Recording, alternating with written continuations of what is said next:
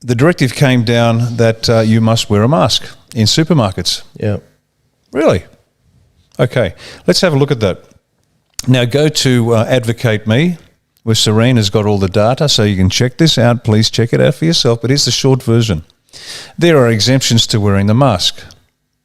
Now, last week I explained how it's actually an unlawful direction. You cannot be forced to wear clothing or a mask or have your movement controlled unless you're under a control order. And to be under a control order, you must personally, not collectively, personally be proven to be sick in a court of law, and then there must be a pandemic as well, which we don't have. But even put that to one side. Yeah.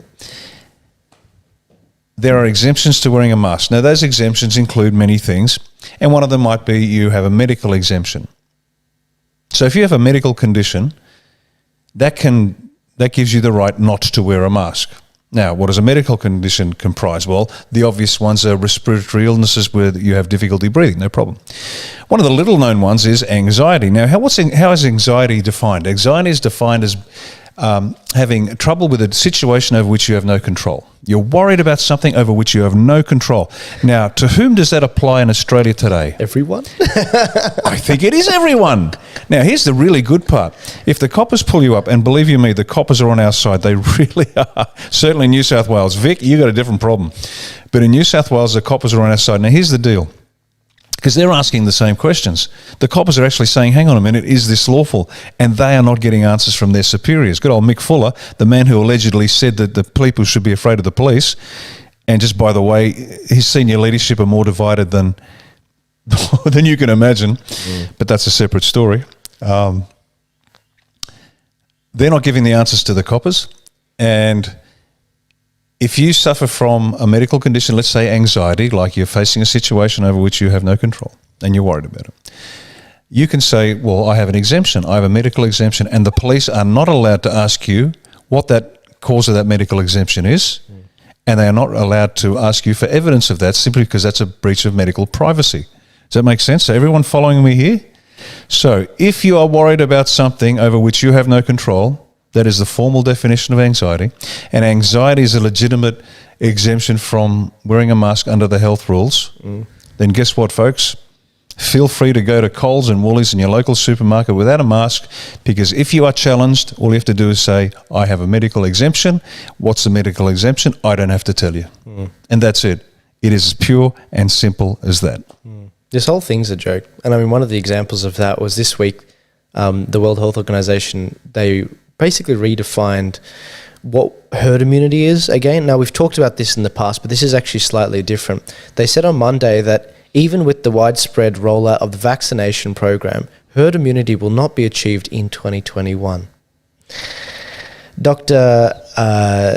Soumya, I'm not even going to try and pronounce the last name, the health body's chief scientist, you can go find them, spoke at a press conference and urged people to continue strict social distancing measures for the rest of the year because it will take a while to build up that immunity. But you know what? These protests are fine, aren't they?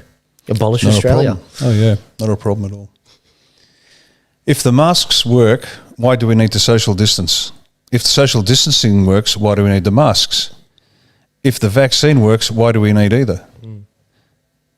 Because if you've got the vaccine and it works, then you're immune. But the vaccine doesn't work, apparently. You need a second vaccine. And even then, it's not guaranteed. Yep. Ladies and gentlemen, please make up your own mind. Does this make sense? Does it pass the sniff test? Does this smell right? The only thing these people have got going for them is the lie is so big that you cannot conceive that it is a lie. It is just so big. The whole world under control of a conspiracy? This is crazy talk. Except for one thing. That's exactly what Joseph Goebbels said. Hitler's Minister for Propaganda in World War II, Dr. Joseph Goebbels. Tell a lie, and if it's big enough, they'll believe it. Yeah, just keep repeating it. Yeah. Okay, let's talk about United States President Donald J. Trump's Executive Order 13959. Now, this executive order prevents investment in Chinese communist military companies. So every company that's invested in anything to do with Chinese communist military operations or capability or development is now legal. Now, this is has a devastating effect on the American companies that are heavily invested in this, but it's effectively a declaration of war against China because they are ripping out the guts of the deal. And so this is the interesting part we're now at. This is the formal declaration of war that, as I said last week, China hadn't done us the courtesy of telling us that they're at war with us. Now, this is going to have impact in Australia as well, because we have any number of companies involved with the Chinese Communist Party. Trump has now made it illegal. It's going to affect everybody. The major Silicon Valley is going to suffer terribly. A lot of manufacturing is going to suffer. And so this is a declaration of war against the Chinese, and it's going to be fascinating to know exactly what happens. What's going to be next? Do you think that he'll invoke that in the next 6 days? It's already in. It's already in, but it's signed in. It's signed in. It's done. So is that the military would sort of enforce that even after he's gone, or no? It's an economic weapon.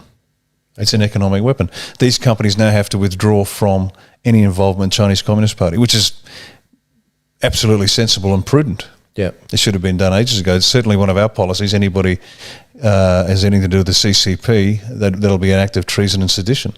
How can you materially aid an adversary who has demonstrably attacked our nation? So we'll be doing the same thing. We wrote that up some time ago.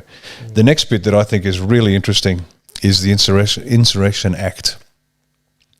Now, this is the act that allows the president to, amongst other things, suspend habeas corpus and basically continue governing until the threat of insurrection has been defeated. Now, all the steps have been put into place, and this is still open to Trump to do, including one of the steps, as I said last week, was to formally tell the insurgents to disperse. Now, this allows him to continue governing the United States. There is no requirement for an inauguration on the 20th because this is effectively a state of emergency. Now, this is not unusual. It's been rolled out 23 times in the US's history. So it's not an unusual thing. Most recently, 96, I think, George Bush Sr., the LA riots, he rolled it out. He considered doing it later as a result of one of the hurricanes. Trump threatened to do it in relation to some of the riots, but never did. So this rolling out the Insurrection Act is not anything unusual or new. Once again, the lamestream media will try to persuade you that it's something controversial and challenging. It's not. It's just part of the rules because they're smart. So it's going to be extremely interesting watching whether Trump rolls out the Insurrection Act, continues governing, utterly legal. Lincoln did it. Yeah, and when Lincoln did it, just if you don't mind, he actually ended up, I think, jailing the Chief Justice at the time. It was let's say, contributed to his night at the theatre. But it's been done before. It makes sense, particularly when you're under attack from an insurrection. And so they're two little things that I guess you won't hear on the news, but keep your eye out for both those things, Executive Order 13959 and the Insurrection Act, and the implications, the impact it's going to have on China and the United States. Wasn't there another executive order or Protocol 52 or something where they were like, it was introduced after 9/11, where basically the president has the ability to, in the event of a significant emergency, basically dissolve the Congress, the whole of Congress and the Senate, and just control everything. I remember hearing that. I'm not familiar with that one. Okay, I need to look up on that one. That's an interesting one. I doubt he's gonna pull any of this. I think that politics is a lot more boring than that, and the Trump era has been very entertaining, and it will continue. I just think that it'll continue in 4 years. They're going to go after Trump and all his supporters. We know that. They're already doing it. But you know what? It doesn't mean you stop what you're doing. What about in Australia, though? We've got a few different parties. Have you got anything to say about IMOP? Oh, yeah. Thanks for the heads up. That's right.